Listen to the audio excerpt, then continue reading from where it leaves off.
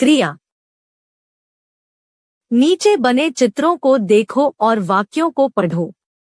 मोहन बांसुरी बजा रहा है। किसान हल चला रहा है। वन में हवा चल रही है। मोर नाच रहा है।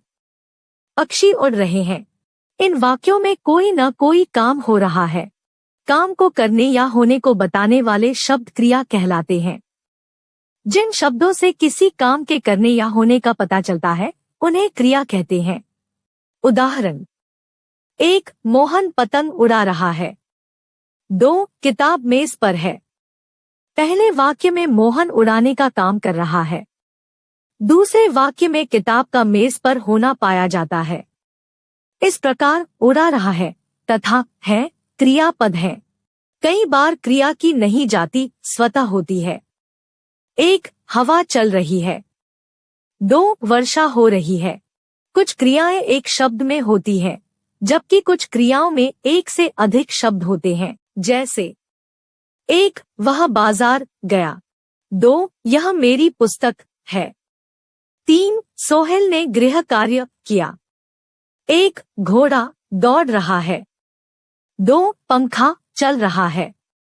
3. निधि खेल रही है।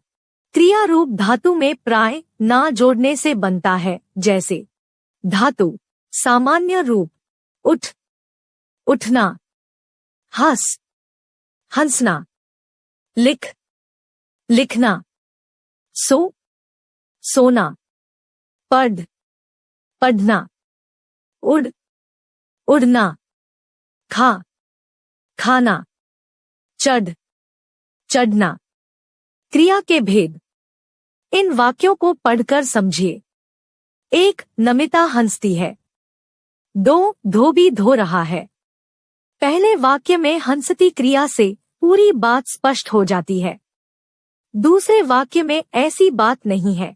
धोबी धो रहा है से बात स्पष्ट नहीं होती। वह क्या धो रहा है?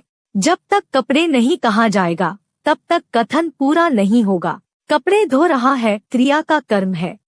हम कह सकते हैं कि हंसती है अकर्मक क्रिया है। दूसरे वाक्य में धो रहा है क्रिया के साथ कपड़े कर्म है यह सकर्मक क्रिया है। इस प्रकार क्रिया के मुख्य रूप से 2 भेद हैं। 1. अकर्मक क्रिया।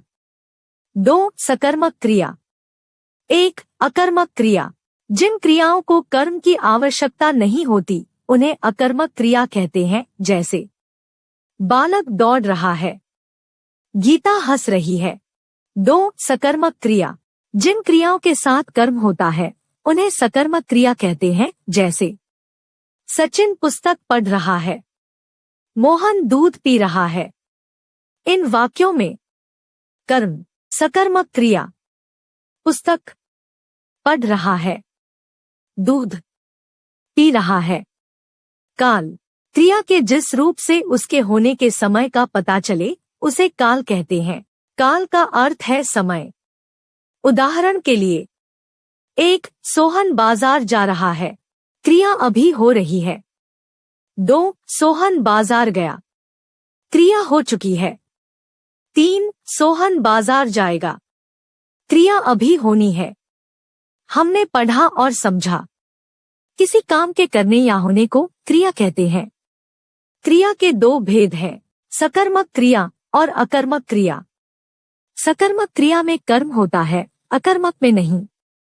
क्रिया के जिस रूप से उसके होने के समय का पता चले उसे काल कहते हैं।